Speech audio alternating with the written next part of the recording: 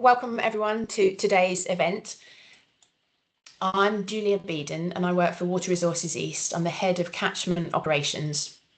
Today we're going to be introducing to you two new guides that have been delivered in partnership with a great many partners, many of which are presenting today and represented in the slides. We're launching a significant update to the Thinking About an Irrigation Reservoir that many of you may already know of and which was produced by Jerry Knox and Melvin Kay. We're pleased to have worked with them again to develop these new guides. So I'm going to go through a bit of housekeeping and then the agenda and introduce the speakers. So just to make you aware, all the microphones and cameras have automatically been turned off other than for speakers. Well, that should be the case. And we will take questions at the end of the event. So if you have any questions at any point during the event, please do log them. We've set up the Teams question and answer function. If you can put your questions in there, that would be ideal. If you have any technical issues or you can't hear us properly, please use the Teams chat to make us aware of that. And my colleague Alex will help me keep track of all the questions, but we'll pick the questions up at the end of the presentations today. The web address for the reports that we're launching are at the end of these slides. Both the slides and the recordings will be attached to the same web page after this session. So the session is being recorded.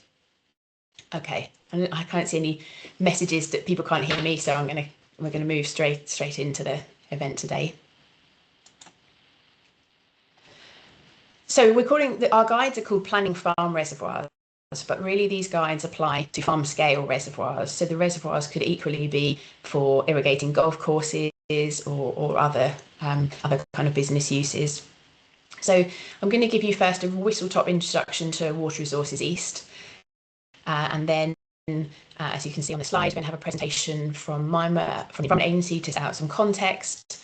Then we're going to move to Katie, who recently delivered a reservoir-focused event on the 16th of April in Lincolnshire.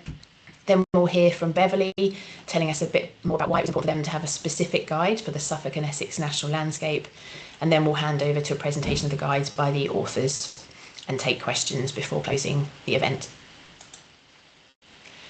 Many of you may know Water Resources East, but for those that don't, I think we've got quite a wide number of kind of guests with us today. We're an independent not-for-profit organisation, and we're one of 5 water resources regional planning groups, and we have a very multi-sector board working with councils, water companies, charities, energy companies and the agricultural sector. And ultimately we're working to secure a sustainable supply of water across the east of England. And a key part of our remit is to produce a long-term regional plan to 2050 and beyond.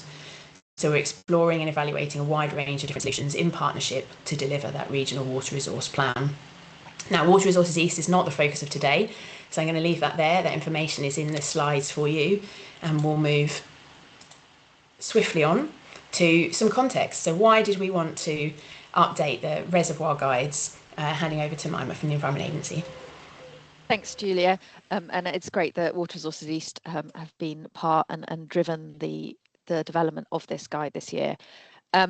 So the context from the Environment Agency very much is that we would like to be using, or we would like everybody to be using water when it's available appropriately and saving water for the environment when the environment needs it.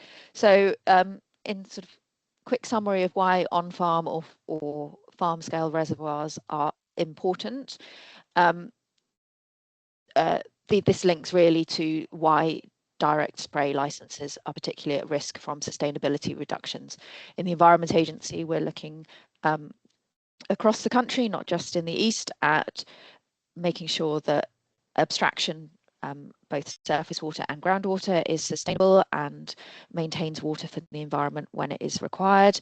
As part of this, spray direct licenses are particularly at risk because of the nature of the spray direct and the irrigation demand. Its demand is highest when the flows are at their lowest in the peak of summer.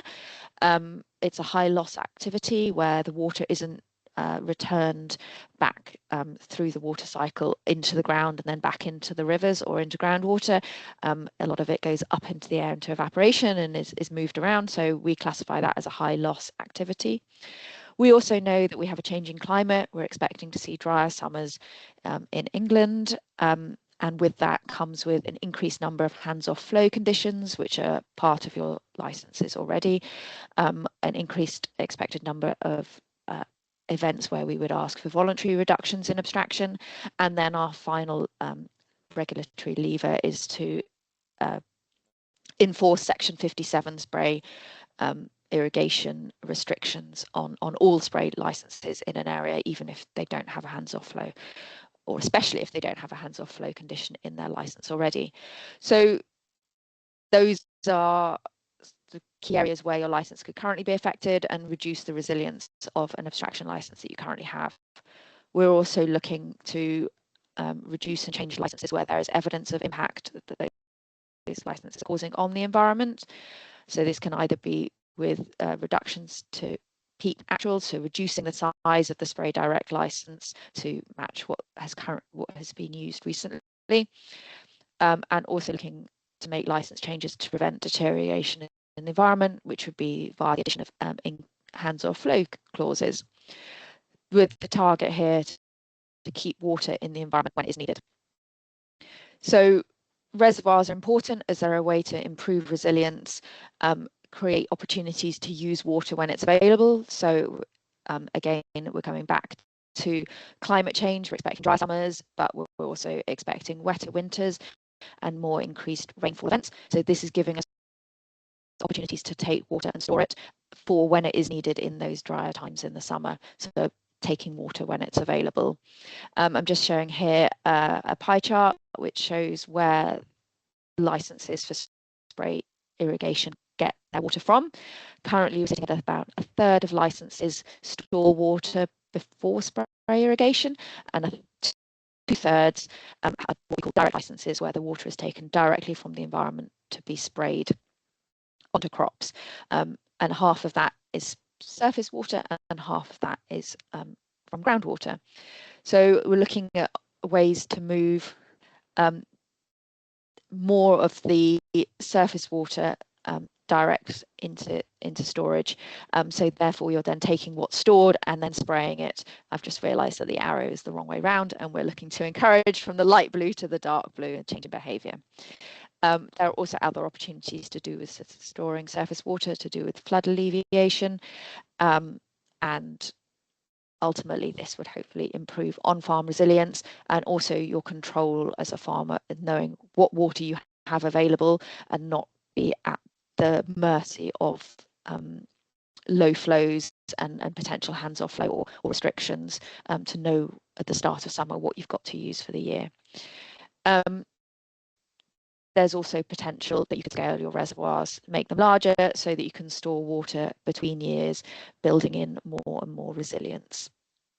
Lastly, I'm going to talk very briefly about the local resource options screening programme, which really highlights the importance of reservoirs to that resilience journey. So across East Anglia, we've had 19 projects. We've had 33 projects across England as a whole. And here's a little map showing roughly where they are and what solutions they're coming up with. A local resource option is one which we have defined as a solution that improves resilience for a small group of abstractors in an area, which is owned, operated and controlled by those abstractors. And the studies look at how a group of predominantly agricultural abstractors are using water, what they could be doing differently, or what other opportunities there are, and how they could build up a system to improve their long-term resilience. And what we've found is that generally a project or an idea is made up of 3 components: a source of water, a way to store that water, and a way to share it between the people in the group. So the use of the group adds economies of scale and flexibility to the system. The sources of water generally they fall into the categories as before, so surface water, groundwater, reuse, rainwater harvesting, sort of ideas where you can get water from. And then we have the storage idea, and 44% of the options across the project all included some form of reservoir, and then the other storage options in that column include manage aquifer recharge and using the drainage network as a type of reservoir. So I think this gives some context of why consideration to be made as to the sustainability of your spray direct license and whether it is a resilient source of supply throughout the summer. Are there risks associated with your license to do with hands-off flow conditions? What does that mean in the peak of summer when those kick in? When do voluntaries kick in? And also the risk of Section 57s, which are outside of the owner's control, while as developing a reservoir to give you resilience for summer, all of the summer, brings that control back on farm or within a group of farmers. That's it from me. I'm going to pass over to Katie to talk about why the fens are included in this. Thank you. Good morning, my name is Katie and I'm the lead on Future Fens Integrated Adaptation. Along on the call with me is Anna and other members from the Fens 2100 programme as well. And just looking at the amount of people that are on this call today is testimony to the bit that I'll be talking about, which is kind of the level of engagement, interest, and how this all feeds into wider information around what's happening along the fens landscape. So at a recent conference in beginning of April at Thetford Farm Estate, we convened a whole range of a wide diversity of stakeholders. This was an in-person conference called the Investment in Farm Reservoirs, and along with Agriwater and Future Fens Integrated Adaptation, this was convened and led by Collinson's consultants, Lincolnshire's County Council, Norfolk County Council, following multiple conversations about how we explore the real world blockers and understanding how we can unlock that delivery. The day itself was pretty packed, both in terms of attendees and also agenda topics. We had a very successful panel that was also on there, and we had people that were also on this call as well that were presenting and exploring the different panel discussions that were chaired. We also had lots of roundtable discussions with clear emphasis on understanding the challenges and ultimately trying to agree what the priorities for the actions should be. The intentions from that day was that the initial outputs would inform subsequent engagement with decision makers and regulators at a national level. At the moment, the team from Collinson's are collating all of those roundtable discussions and trying to put all of that brainwork into another report, which will then be able to disseminate it and shared and discussed at a later date. This slide helps to show how the Farmland Reservoirs sits within the wider evidence-led approach for the Fens and the Fens 2100 partnership. This aligns with the work that FFIA, Future Fens Integrated Adaptation Task Force, excuse me, has been working on. Last year, we, along with the Tyndall Climate Centre, we published the Fens Climate Change Risk Assessment, which sets out the scale and the long-term risks to the fens, including increasing pressure from both flooding and drought, and provides a shared evidence base for all the partners.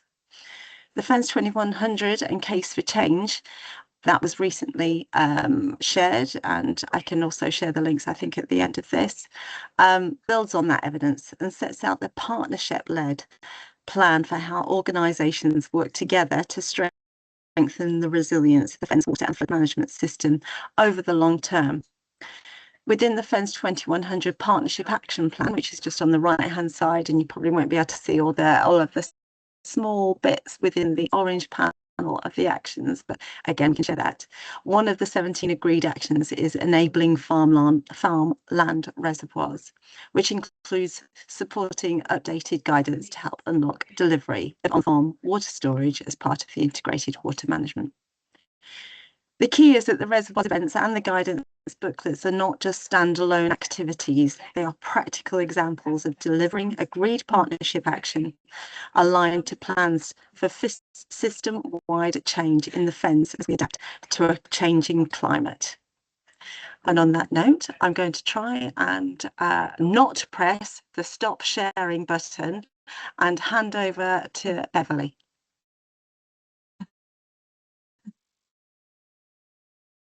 Good morning, everyone. My name is Beverly McLean, and I'm the Planning Officer for the Dedham Vale and Suffolk and Essex Coast and Heath National Landscapes. Both these areas were designated over 70 years ago under the National Parks and Access to the Countryside Act in 1949. They were designated and safeguarded because of the very high quality landscape and natural beauty. There's currently one statutory purpose guiding their management, and that is the conservation and enhancement of the area's natural beauty. I just want to talk a little bit more about natural beauty. You might not be familiar with this term.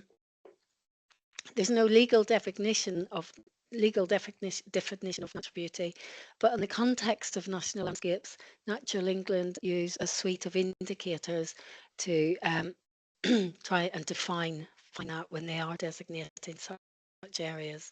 The first is landscape quality, and this is all about the intactness, the condition and cohesiveness of an area of landscape. Where the landscape is intact functionally, ecologically and visually, and is in a good state of repair, and there's a general absence of incongruous elements in those landscapes, the landscape quality will be regarded as generally very high. The second indicator is scenic quality.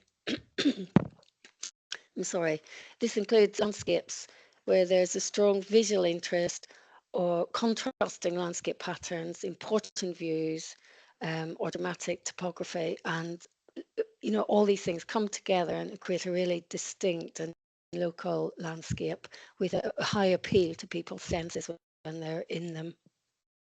Relative wildness is measured more by the presence of wild or perception of wildness in the landscape due to maybe its remoteness and the appearance of the landscape returning to nature.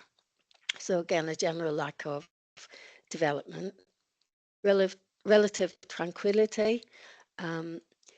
CPRE have done quite a lot of work on this, and essentially areas considered to have high levels of tranquility tend to be open and expansive landscapes with a strong perception of naturalness, low levels of visual or auditory disturbance or intrusion, and the perceived absence of development again. Natural heritage and cultural heritage features are also important elements of natural beauty, and I think they speak for themselves really. And the final one is associations, be that historic, artistic, and in the context of the Dedham Vale, it's the only national landscape designated because of its links with John Constable. The two areas are very different in terms of their character and natural beauty. The Dedham Vale is designated around the River Stour on the Essex and Suffolk border and is generally a lowland river landscape, while the Suffolk Coast and Heath is much more defined by the 5 estuaries that dissect it from north to south and vast expanses of heathland. But common to both is agriculture, and it's a really important land use within both national landscapes, and it's certainly helped to determine the natural beauty of the area today.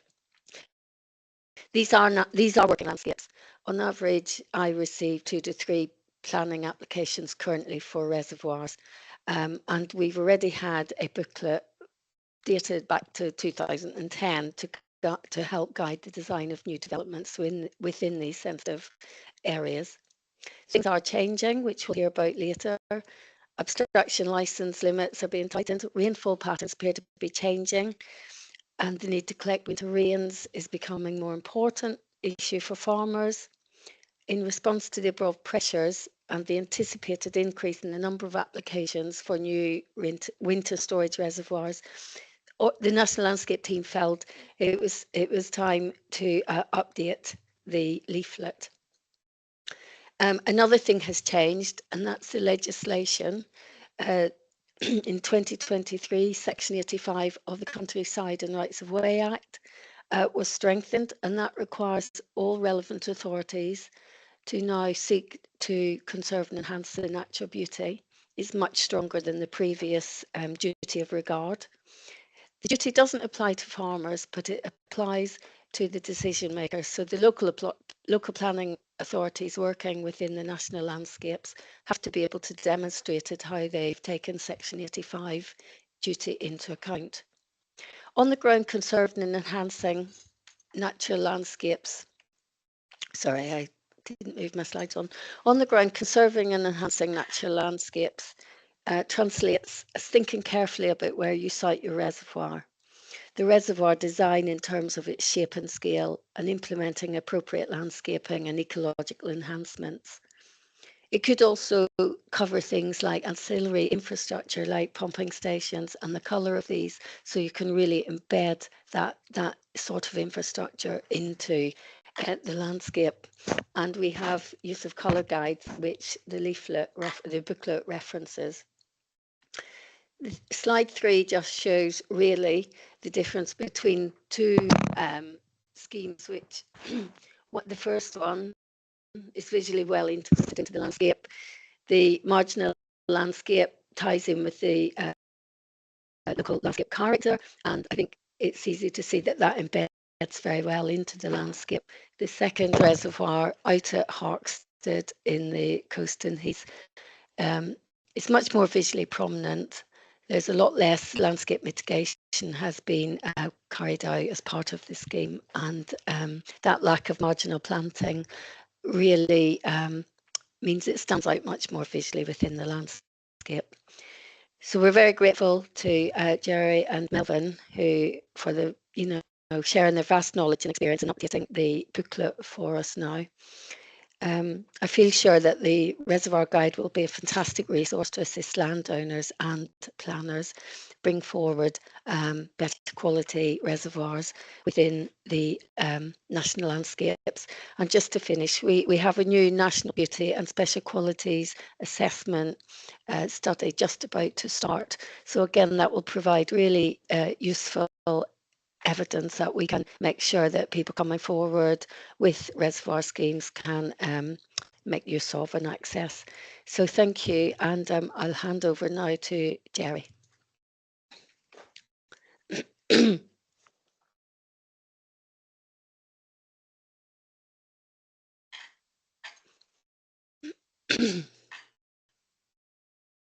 Jerry, you need to unmute first too. So that does help. You'd have thought I'd have learned after 30 years. Thank you and good morning to everybody on the call, and thanks to WRE colleagues Daniel and Julia, to NL colleagues Alex and Beverly, and EA colleagues, particularly Mima and Steve, because the work that Melvin and I've done over the last few months has been largely significantly supported by these colleagues from these organisations, and without their support it would have been impossible to deliver these two booklets within the time frame and to the sort of the level of detail that we required. So the work that we were trying to achieve was to move forward the thinking about an irrigation reservoir that Melvin and I produced for the Environment Agency in 2008, which followed some recent dry years preceding 2008.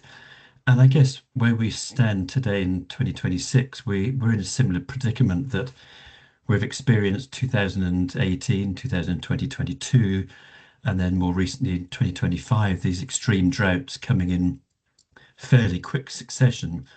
So the idea of revisiting the need to think about sort of the stages, the pathway from moving from concept to commissioning in building a reservoir, and thinking about the design, the planning, the permissions, the construction and the commissioning is very timely and apposite. So as Beverly mentioned and Mima mentioned, we've produced two booklets. One has an Eastern England WRE focus, and the other has very much an Essex and Suffolk coastal heaths and Dedham Vale focus. But large proportions of the booklets are similar, but there are differences as well, notably highlighting the different geographical contexts. And as Beverly mentioned, the need to really consider the importance of environmental aesthetics and integrating these infrastructural developments into the landscape with minimum environmental disturbance, and trying to maximize both the utility as a water resource storage asset, but also its benefits for the environment and the surrounding landscape. So it's a balancing act, really, about providing storage for irrigation and meeting environmental needs. Now, MIMA has also provided some context of the drivers and the externalities facing agriculture, not only just in the eastern region, but of course nationally. And if we look at these three slides, we can see that in the eastern region, of course, we've got a very high concentration of spray irrigation licenses, both direct and storage, and they're concentrated in parts of the Carmarthenshire U's, North Norfolk, and of course East Suffolk and North Essex. But of course, these are also the areas where we've got high demands concentrated for direct spray irrigation. And then on the right-hand panel, of course, there is the work that is underway in terms of environmental destination and the potential reductions in license allocation that could come to bear on the agriculture sector, as well as other sectors, could be quite severe. So it makes a lot of sense to be revisiting the need for storage and how do we move along that pathway to success as an adaptation response to the potential licensed reductions that may come in due course linked to environmental destination and meeting those targets. And I think I would emphasize that although these booklets do have a Eastern England focus, they are directly relevant and pertinent to all other areas nationally, including the West Midlands, the South East, and other areas where irrigation is concentrated and water resources are under pressure. So by all means, please look at these booklets and the approach and the ideas being presented in them are equally relevant elsewhere beyond Eastern England. Now, the booklet, if I can move my slide, I'll hand over to Melvin and he'll explain the stages that we've developed for the booklet. Over to you, Melvin. Right, thank you, Jerry. For those who don't know me, I'm Melvin Kay from the UK Irrigation Association. It's one of my jobs, and just to emphasise that there's a lot of people contributed to this. There's various organisations, but we've been in touch with lots of friends and colleagues, sounding out bits of it to get the whole thing lined up nicely for you. Well, we hope it is. But we started by thinking about what would be part of this new bulletin, and one of them is to think about what could go wrong as well as what goes right. And we've seen that many of the things that do go wrong is because most farmers go down this pathway once. They're not doing it every year as they build reservoirs. And I think there's a lot of stumbling blocks along the way that we're trying to help people avoid.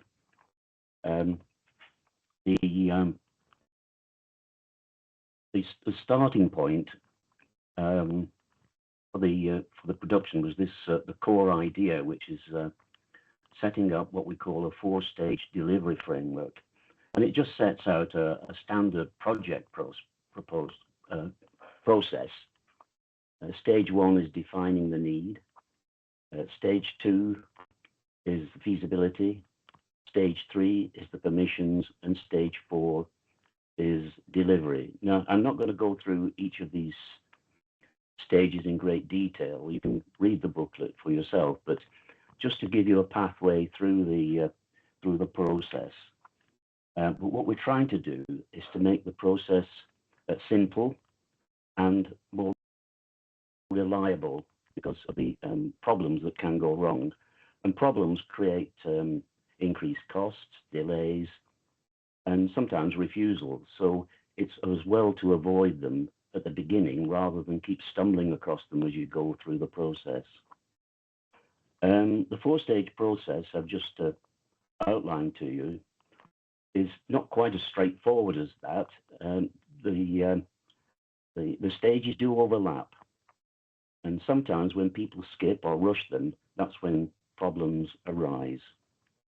So the key message at first from this slide is that we need to get the sequence right. So keep on the sequence and then follow the path down through the various stages. I think if you go on to the next slide, thank you, Jerry. This is the feasibility aspect of the whole thing. And this is, of course, is foundation for everything that follows. So get this bit right. And the basic questions are simple. How much water do you need? How much is available? And will it work? And there's a temptation sometimes to sort of jump into design or other aspects of the issue of building a reservoir before really putting the foundations in, which is this the feasibility. So the important thing here is to test before you design, which is what feasibility is about. So make sure you're on the right track and going in the right direction. Now, I'm not going to read out all these things for you. You can see them in the booklet, but it gives you an idea of what the booklet looks like and a sort of a checklist to go down various pathways there. Go on to the next slide, Jerry. Now, this we found is the hardest part of the whole process, the stage 3, which is making sense of the permissions. I've always had a list of the kind of things that you needed to do, and when I tried to map them out, when we tried to map them out in a sort of a pathway to make the process simpler, we found it wasn't quite as simple as we imagined. I've never actually gone down this pathway myself personally, but I suspect that many who's building reservoirs, of course, have to do it. So we set this out in the hope that we can play something that's manageable and transparent. But what we've got is a multiple of things that you need to think about: abstraction licensing, planning permission, permitted development, environmental assessments, reservoir safety requirements. And some of these run in parallel, but some depend on earlier decisions that are made. So the pathway is not linear, and that's the big message from this. Don't expect it to go from 1 to 2 to 3 to 4, etc. It does leap about. And so this is why we've set this out. It looks a mess, and I'm definitely not going to read it to you, but it gives you an idea of the path, and it doesn't look very appetizing. When I saw it, I thought, goodness, do I really want to build a reservoir? But unless we set this out for you, it's going to be much more difficult to do that. So this is one of the paths, the pathway that we've set up: the type of reservoir, the planning and environmental checks, the technical consents, consents, and the approvals. I think just go back one, Jerry, just to make a point here. For most small reservoirs on a farm, I think you would not be following all these steps through the process. So this is quite comprehensive. But if you're on a bigger farm and it's more complicated, then follow the pathway carefully.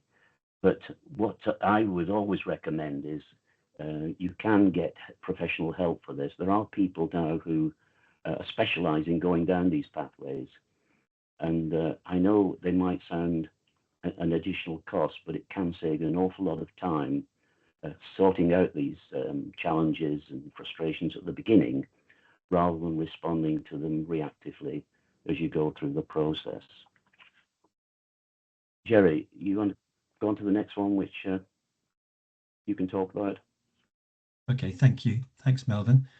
So Melvin sort of set out these 4 stages, and of course, central to all of these stages is a consideration of the cost, both in terms of planning and design and thinking about sort of commissioning, but also the build and the operation and maintenance that then follows after the asset is constructed.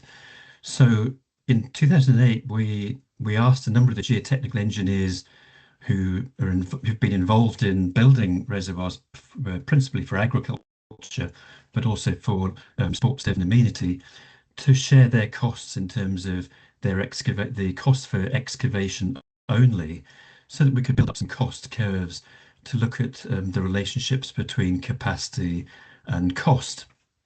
And in this project, we revisited some of those contacts. So particular thanks to Andrew Hawes and also to John Patrick, who shared costs for 30 reservoirs that have been built over the last 2 years, so that we could provide readers with updated estimates of the costs for reservoir construction.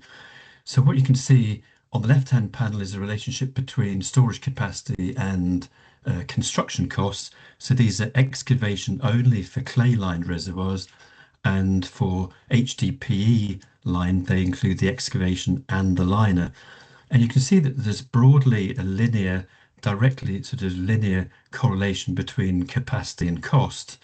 But what is interesting is that in the past there was a much greater, the lines were parallel, but they were further apart.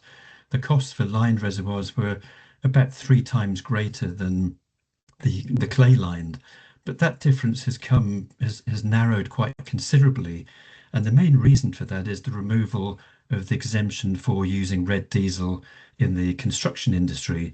So of course, when you're building clay-lined reservoirs, you're moving a lot of material around, and that now has a direct impact because the removal of the sort of rebate on red diesel has disappeared, and so those costs have increased significantly. So there is less of a differential between the HDPE and the clay-lined costs. If we look at the right-hand panel, we can convert the cost to a unit cost. So what is the typical storage? This is for the useful storage, so excluding dead storage. So again, we've got storage capacity on the bottom axis, and then the unit cost, pounds per cubic meter, on the vertical axis. And we can see the scatter between the lined, clay-lined, and the HDPE. And there is a sort of a pattern emerging, which is a sort of a curvilinear response, that certainly those reservoirs that are smaller are disproportionately more expensive. So there are economies of scale that the larger you go, the unit cost does come down, and it tends to stabilize at around between £2 and £3 a cubic meter for the larger reservoirs, a little bit more if you're HDPE lined, but certainly for the smaller reservoirs, the costs are between around £3 to £4 or £3 to £5 per cubic meters, and that's because you've got more challenging issues. You've got all the same factors of building a reservoir, but you've got usually constraints over location and siting, and usually accessing suitable geology as well. But at least you've got some ideas there that if you're thinking about a typical 100,000 cubic meter reservoir, you can read off the curves and you can get an idea of what the typical costs for excavation will be. And then you need to, of course, as Melvin said, you need to seek expert advice in terms of conducting the geotechnical excavations, the trial pits, and then moving through that pathway to looking at the design and the permissions. But just in terms of the OPEX costs, so that permissions, site investigations, design, supervision, and commissioning, we generally feel, having spoken to the engineers and looking at the evidence, that you can add around 15% to your overall costs for your investment. So you've got ideas here for some indicative costs here for the capex, and then you can add roughly around 15% for all those other disbursements in order to move to the commissioning stage. And then the final figure is about 1 to 2% for annual operation and maintenance. So the booklet provides those details and hopefully gives you some information to be able to start thinking about the investment costs for the asset. I'll move on to the next slide and hand back to Melvin. Thank you, Jerry. The last slide really is looking a bit to the future, and particularly in the eastern region and the fens, where increasingly we see the opportunities at a catchment scale, and not just capturing winter water currently discharged to the sea. There is a network of drains, if you like, with the IDBs, who are mentioned several times in this booklet, and I think they're going to be central to any kind of movement or water sharing between various reservoirs. So linking reservoirs through the existing drainage networks, and I think this is something that will happen. And the ideas of water sharing are already being discussed through the LRO program that MIME has been promoting. And in fact, one of the elements of that program was bringing farmers together to share resources. I think the message that we've got really at the end of this is that you know, to make all this sort of thing happen, there's going to need better policies and better implementation, and that equals delivery. And our bulletin, our booklet, is really aimed at the second bit. What it needs is to link to the first bit as well, the policy bit, so that we get and encourage people to design and build reservoirs. That's all I want to say, except that and I think somebody might be about to say this, but you can now get the bulletins, the booklets, both booklets. They're on the UKIA website. Just click on the Farm Reservoir button, and you can download both right now. If you can't, let me know. Brilliant. Thank you very much to all of the speakers. That's fantastic. And yeah, just to confirm what Melvin said, so the booklets are currently available both on WRE's website and the UKIA website. They're PDFs. They're not online booklets, they're PDFs, but hosted online, so you can download them, you can print them, and you can search them. But also note that we have a large order of hard copy versions of the reservoir booklets, of both booklets, and we will, between us as the organisations involved in delivering the guides, be distributing them via various events. So the National Landscape team have some that they will, I guess, take to developer forums and agricultural events. Melvin and Jerry have some that they will take to a variety of UKIA events, and WRE's stakeholder lead for agriculture and water resources is also having a large delivery of these, and will be taking them around for various events that she attends. You may see them at some of the county shows and grower events over the summer, as well actually as the big conferences around January, February, March next year. So if you do really want a hard copy, feel free to let us know. Otherwise, we'll see them. Yeah, they'll be available to collect at events. So I just wanted to reiterate what Jerry and others said about the booklets having national application where possible, but obviously the case studies are focused around the east of England and the fens in one of the booklets, and around the national landscapes in Suffolk and Essex in the other booklet.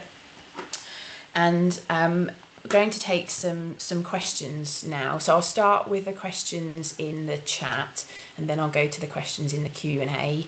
But I also wanted to ask if everyone on the who's presented would make sure they've got their cameras on, and people are very welcome also to put their hands up and to ask any questions. And if you want to think about questions you might want to ask while I pick up the ones in the chat and the Q&A. So first of all, in the chat, I just wanted to pick up again on Samantha Hughes' question. Mime has given an introduction to that. There are also So there's the pre-application process that the Environment Agency have for licensing, but local authorities, the LPAs, also have pre-application process for planning, and no, they're not the same thing. So if you were just talking about the local planning authority, then the pre-application is when you know that you might need planning permission, and you submit, for example, a rough sketch and a description, and the council will look at the application and see what red flags there might be and let you know what kind of constraints, looking at ecology, flood risk, archaeology, for example, that you might require. So you get a letter of advice. It's not permission, but it avoids you kind of wasting any money on a full application that might get rejected, because you get some direction up front. Prior notification, however, is different. It's a simplified legal process. In this case, under permitted development rules, relates to part 6 of the General Permitted Development Order. And basically, farmers can sometimes build reservoirs without full planning permission. They need to be of a certain size and, you know, reasonably necessary for agriculture. But even if you are going to build a reservoir under permitted development rights, you are asked to submit a prior notification form to the council to let them know that you intend to use your permitted development rights. And then the council has a set period in which they will come back to you to confirm if they actually need you to provide more information, and if they will need to provide approval, or if you can carry on. So they are different processes. I think both are picked up in the booklet. And then, as Mima also mentioned, there's pre-application for licence applications. So in the chat, there's messages from Al and Daniel with the WRE links to the guides. Right, there's a long question from Matthew. I've picked that one up. It's just mentioning a fund that people can apply for. Yeah. Right, so go for it. It's seven. Yeah, it's for farmers in Cambridgeshire, and it's up to 7 years interest-free loans, up to about £150,000 for capital works which incorporate biodiversity elements, and can be repaid either from normal farm revenues or from the sale of BNG credits. And there's an email address to apply for. Thank you, Matthew. We ourselves at WRE and with the County Council in Cambridgeshire will also be launching a grant for farmers within the Cambridgeshire County Council area, hopefully next month. And we'll make another webinar, a similar one to this, available to explain more about that grant. But I'll be in touch, Matthew, as well, to find out a bit more about your grant, so we can understand how the two grants link. Right, okay, so there's a message from Councillor Thornborough about, do planning officers need training or briefings to better advise on those wanting to hold a farm reservoir? Can reservoirs be submitted as part of an emerging local plan? So I don't actually know the answer with regards to whether reservoirs can be submitted as part of a local plan call for sites. I don't see, if they were very large scale reservoirs, I don't see why not. But for individual farm ones, I don't know whether that would be relevant. Beverly, do you know, for the second question, whether reservoir sites would be submitted? It's certainly not something I've seen coming through the current suite of local plans coming through. It's normally a call for I don't think housing, it's necessary, no. Yeah, there's normally specific calls, like a call for housing, or I believe South Cambridgeshire a while ago did a call for nature sites, but there's usually a specific heading, so I've not seen a reservoir call. In terms of training, I think this is part of where, you know, it's worth taking a leaf out of the book of the Essex and Suffolk National Landscapes team. You know, we've obviously created a guide for the kind of region and nationally, but they've looked specifically at what is specific to and appropriate for their landscape, and then made sure that they have appropriate guidance for that. So if it's something that, if you know, local authorities haven't had much experience of reservoir training, reservoir applications, and it is new for them, then that is potentially something we could maybe look to support collectively with a number of councils. So we'll kind of take that as a note, and people are very welcome to get in touch. But many councils do have, you know, some history of reservoir applications in the past. It's just that we expect the number may increase. Right, Phil, the problem lies more within the Environment Agency, as one part seems happy with those applications and another unhappy to give the licence to fill it. So one of the things that the booklet does cover is the need for the licence and for planning, and I think trying to work those side by side and have a plan for how to develop the reservoirs is a key thing. I don't know so much about the issues that came up, Katie, at your event, but I suspect there was probably some discussion around the more kind of coordination that could be possible between the two different systems, that the better. And that is something that we're all aware of, and is something that I think behind the scenes we are all trying to work to improve. This reservoir guide is really one step in the process. The event that Katie held is another. We're also collectively looking at kind of lessons learned from previous reservoir applications. So it's kind of a bear with us and watch this space, but we would all like to see the process be clearer for those that are applying, so they understand what's involved and how things can be streamlined. Right, there's a ton of questions coming in.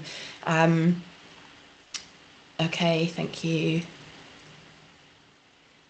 Right, Beverly, do you know the answer around the max size of the reservoir that doesn't need full permission? I don't think it's quite that clear cut, because if you had ecological or flood risk considerations, you could have a small reservoir and still need permission. Is that fair, Beverly? It is, and there are other conditions set out in the GDPO as well, you know, about when you can't, you know, you need to go through the whole formal planning application process, but I don't think the size thing is set out really clearly, because, you know, the other conditions come into play. Yeah, and I think that's why the prior notification process and the pre-application process exist. So if you think you've got a very simple reservoir and you're not aware of archaeological and ecological conditions, for example, you could submit a prior notification application, but the Environment Agency, the council would use their experience to come back to you and let you know whether actually the area does have constraints. And then if you did need to do a pre-application, that the pre-application process would give you much more guidance. Yeah. Right. I picked up the chat first because there were very few questions in it, but I was going to come to the hands later, if that's okay. We'll just work my way through these. Right. Do the booklet authors envisage this is one for you, Mama, the proposed changes in 27 to the Reservoir Act thresholds becoming a barrier to implementation? Are you happy to put that? Stephen Hall's question. Yeah, it's a good question.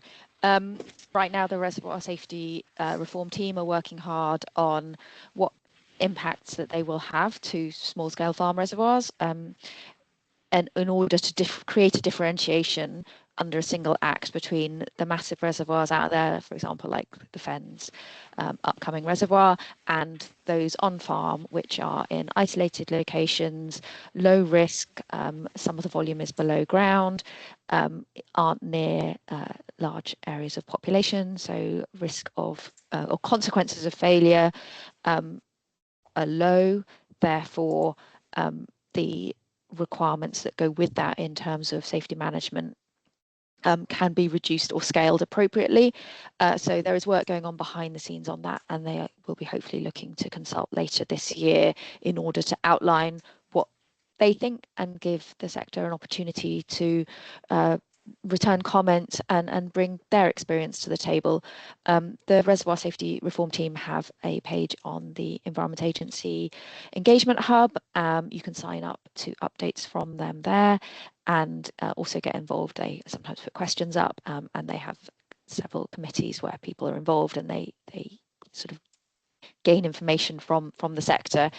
Is it going to be a barrier? I hope that we can get the balance right between requirements in order to maintain safety and also to maintain operability and usefulness. There is a lot of work going on this. It has been delayed because of the potential impact for farmers. They're going back to have another look and make sure that things are going to be pitched at the right level. So do please look out for the consultation when it is launched, and we'll make sure that we get the message out as far and wide as possible when it is. So yes, it is potential, but I think probably more perceived risk than an actual risk when we actually get the information in front of us. Thank you. I think there's many more questions for you, Myra. So there's another question from Tom around, will the EA be able to put additional resource towards the abstraction licenses teams, because they had a recent application for Reservoir that took 17 months, and particularly with abstraction license changes coming forward. So it's a national, I think it's a national team, the licensing. Yes, so we do understand that the license, the queue for licenses has not, or rather is too long, and it is taking us longer than we would like to respond and adjudicate on licenses. We are working, and we have increased the size of the team. We've also changed some of the processes internally to make sure that when your application reaches the top of the queue, all of the information is in place, which then saves delays. We are looking to get back under our target duration. Sometimes licenses take a while to adjudicate because they have to go out for consultation. So there's a sort of statutory length, or minimum length that it will occur over, but we are working hard to reduce the timescales. The queue reduces all the time. However, if we end up back in the D word in the summer, then that will again cause some delays, but we are improving. We are trying. Thank you. And that I will say throughout, just for clarity. Sorry, I wasn't sure about jinxing the world here. No, we're not going to have one. Obviously, she says no, but no, we, just to be clear, that has an impact on everyone's resources. Okay, so Charlotte has asked, does anyone have sight of any future rounds of Reservoir grant funding from the RPA? Is that for you as well? Okay, that's for me as well. At the moment, DEFRA are considering all different opportunities to use their funding in appropriate and effective and efficient ways. There is no current announcement expected about water management grants, but it is something that is in their pool of items that they will always be looking at as a potential. I have hopefully used enough of the right words that DEFRA gave me on that. Thank you. Okay, so because Matthew and Beverly have patiently had their hands up, I'll come to them, while Jerry and Melvin, I don't know whether you would consider Neil Edwards' question around whether you have any input on water quality, and think about that while we come back to Matthew, who's got his hand up. Thank you. 3 points. First of all, the experience that we have seen in East Cams, who are quite familiar with taking reservoirs in, is that it takes about sort of 6 weeks to 3 months to get an application. It's quite straightforward, particularly if you have a smaller scale reservoir. If you go up to 650 or 700 million cubic cubes, it may take a bit longer. The biggest UOC is going off to the Environment Agency, where the delays have been between 18 and 24 months. And I hope they will improve that, because that's a real block on it. The other thing to say is that DEFRA has actually started to change its policy on the question of safety and resilience. Initially, all reservoirs had to be risked in 1 in 500 year risks, and that is now being applied across a portfolio rather than on individual reservoirs. So the process for getting things approved is being tidied up and speeded up, and I hope that EA's queue will reduce, continue to reduce quite rapidly. There's quite a lot of political pressure to do so.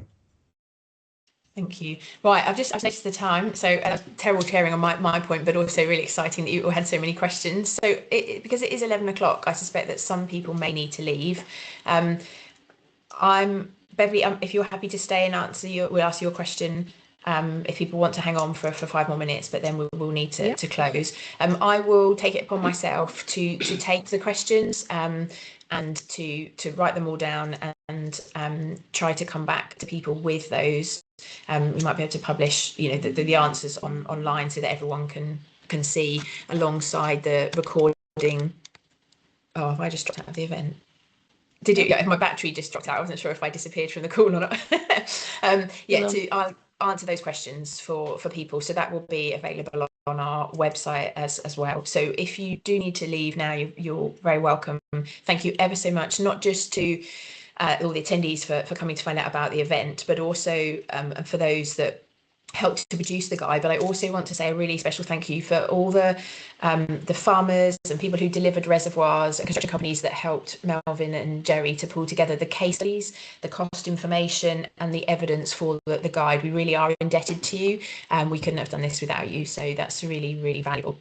So as I said, reports, the recording and the answers to the questions will be available. The questions might come a bit later, but we will get them on the bottom of the WRE website. Thank you very much.